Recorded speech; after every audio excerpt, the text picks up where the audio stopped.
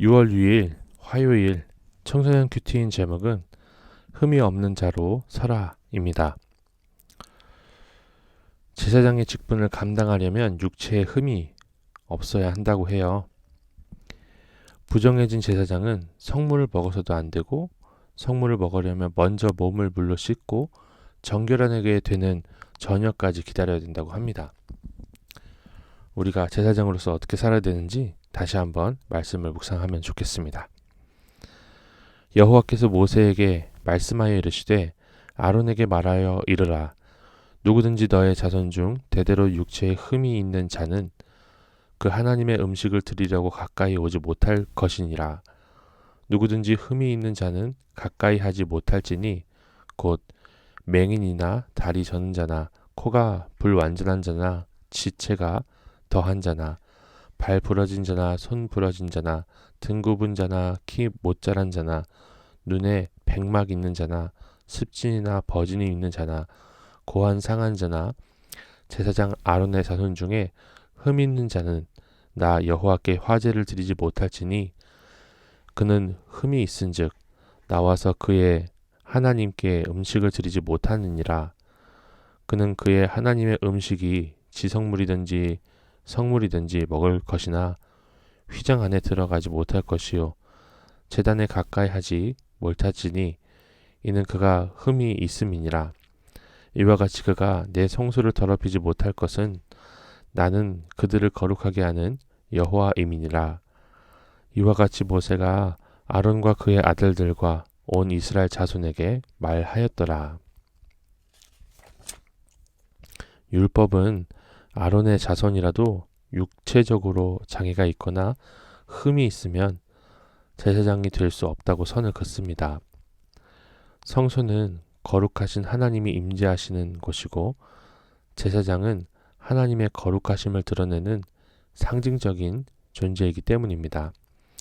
그런데 성경은 하나님 앞에 온전한 사람은 아무도 없고 모든 사람이 죄를 범하여 하나님의 영광에 이르지 못한다고 말합니다. 하나님은 이런 우리를 위해 예수님을 보내셔서 예수님의 보배로운 피로서 우리가 죄에서 구원받을 수 있도록 길을 열어주셨습니다. 예수님만이 나를 의롭고 깨끗하게 하실 수 있어요.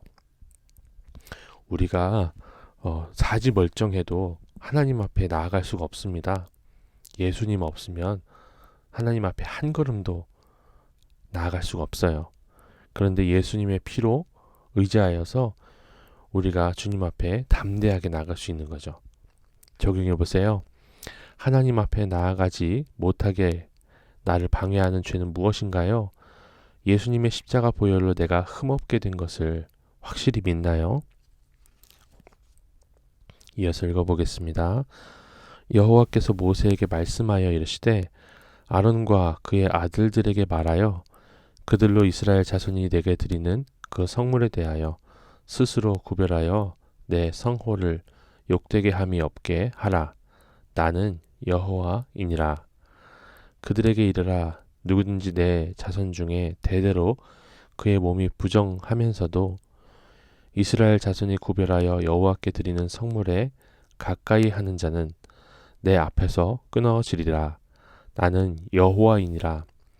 아론의 자손 중 나병 환자나 유출병자는 그가 정결하기 전에는 그 성물을 먹지 말 것이요 시체에 부정에 접촉된 자나 설정한 자나 무릇 사람을 부정하게 하는 벌레에 접촉된 모든 사람과 무슨 부정이든지 사람을 더럽힐 만한 것에게 접촉된 자 곧 이런 것에 접촉된 자는 저녁까지 부정하니 그의 몸을 물로 씻지 아니하면 그 성물을 먹지 못할지며 해 질 때에야 정하리니 그 후에야 그 성물을 먹을 것이니라.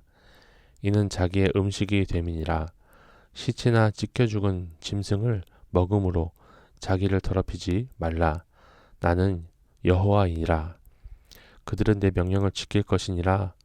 그것을 속되게 하면 그로 말미암아 죄를 짓고 그 가운데에서 죽을까 하노라. 나는 그들을 거룩하게 하는 여호와이니라. 하나님께 드려진 성물은 그분께 속한 것이므로 거룩히 보존되어야 합니다. 제사장이라도 몸이 부정하거나 부정한 것에 접촉되었으면 성물을 가까이 할 수 없어요. 부정한 상태로 성물을 가까이 하는 것은 여호와의 거룩하신 이름을 욕되게 하는 것이기 때문입니다. 이를 어긴다면 제사장이라도 죽음을 면하지 못해요. 우리는 거룩하신 하나님께 나아가고자 그분이 준비하신 회개와 믿음의 예복을 입어야 합니다. 하나님은 내가 예수님을 의지하고 회개하여 정결하게 되고 구원받기를 그 누구보다 간절히 원하세요.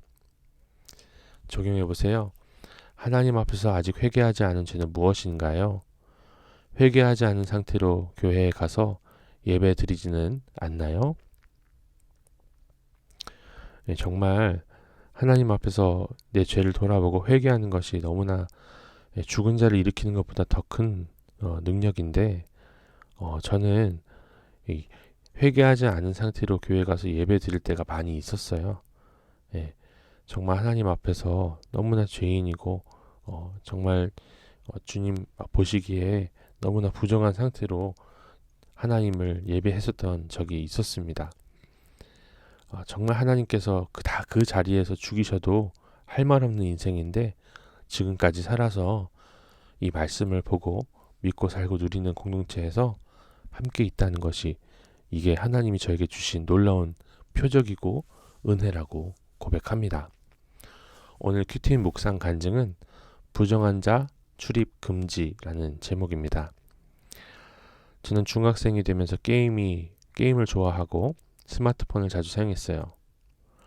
교회에서 예배가 준비되는 동안에도 어김없이 게임을 하거나 핸드폰으로 동영상을 시청하는 악행을 일삼았습니다. 시간 가는 줄 모르고 재미있게 게임을 하다 보면 예배가 시작되는데 예배 중에도 게임에 푹 빠져서 담임 선생님의 부름에도 대답하지 않고 핸드폰을 거두어 가시려는 선생님을 괴롭게 하며 핸드폰을 내지 않았습니다. 그래도 선생님은 친절하게 말씀하시지만 저는 1분만 시간을 달라고 하며 게임을 계속했어요. 스마트폰 사용의 부정한 죄는 여기서 끝나지 않았는데 예배 시간 중 핸드폰 사용에 대해 부모님이 말씀하시면 저는 오히려 뻔뻔하게 대들며 부모님께 화풀이 하기도 했어요. 게임에 중독되어 성소에서도 끊지 못하고 엄마에게 대드는 저의 모습이 흠이 있는 자 같다는 생각이 들어 부끄럽습니다. 예전에 스마트폰 관리 앱으로 부모님이 사용 시간을 통제하신 적도 있었지만 그 앱을 지우고 스마트폰을 사용해서 부모님을 실망하게 한 적도 있어요. 그래도 여전히 예배 시간에 스마트폰을 사용하고 싶은 저의 모습은 마치 납양 환자 같습니다.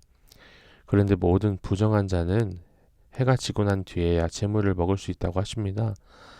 이 말씀을 보니 예배 시작하기 전 지나치게 핸드폰을 사용하여 몸을 더럽힌 저의 죄가 회개되었습니다.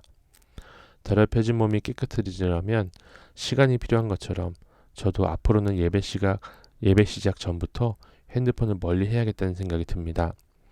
저를 거룩하게 하시려고 말씀으로 계속 알려주시는 하나님 감사드립니다. 저도 요즘 쇼츠를 좀 보니까 긴 동영상을 또 못 보게 되더라고요. 1분도 안 되는 50 몇 초짜리 쇼츠를 여러 개 보고 나면은 10분짜리 동영상을 보기가 힘듭니다. 그러다 보면 예배 시간에 1시간 예배 드리는 게 얼마나 지루하겠어요. 정말 우리의 뇌를, 우리의 눈을 거룩하게 지켜주시길 간절히 소망합니다. 이분의 적용은 예배 시간 10분 전 핸드폰 끄고 기도로 예배 준비하겠다는 것이고 담임 선생님의 핸드폰 수거에 협조하도록 노력하겠다는 것입니다. 기도 드리겠습니다. 십자가에서 흘리신 피로 저의 죄를 깨끗하게 해주신 주님의 은혜에 감사드려요. 말씀을 묵상하며 작은 죄라도 회개하고 주님 앞에서 흠없는 자녀로 살 수 있도록 도와주세요. 예수님의 이름으로 기도 드립니다. 아멘.